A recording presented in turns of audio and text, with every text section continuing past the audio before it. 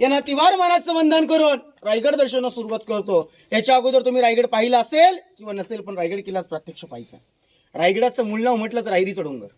रायरी जावली प्रांतामध्ये, जावली प्रांत हे प्रतापगडाच्या पायथ्यापासून कोकण देवाच्या उत्तरेपर्यंत आहे.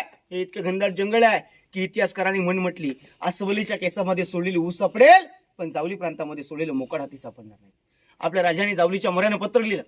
पत्रामध्ये लिहिलं की मोरे आपण मराठी आहात, या स्वराज्यात या दोघे मिळून स्वराज्याचा विस्तार वाढव.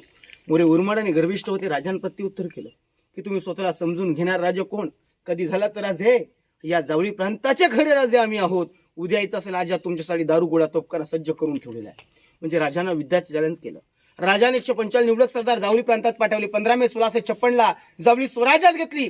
1656 ते 1670 पर्यंत रायगडाचं बांधकाम चालू होतं. म्हणजे रायगड बांधायला किती वर्ष लागली? 14 वर्ष.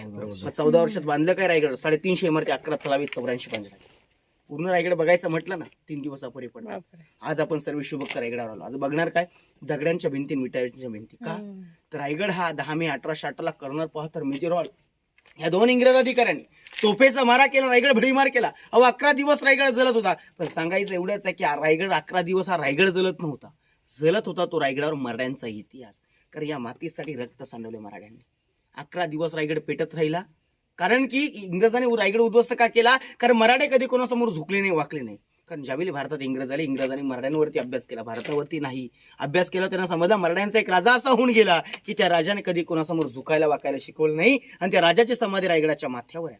रायगड किल्ला उद्ध्वस्त केला पाहिजे. तारीख ठरली गेली, तोफेचा मारा केला गेला, रायगड भडीमार झाला. मराठ्यांचा 11 दिवस रायगडाच्या माथ्यावर इतिहास जलत राहिला. म्हणून मराठ्यांवरती एक शेर आहे, अंधारास घाबरत नाही, अभळाची साथ आहे, मोडेल पण वाकणार नाही, मराठ्याची जात आहे.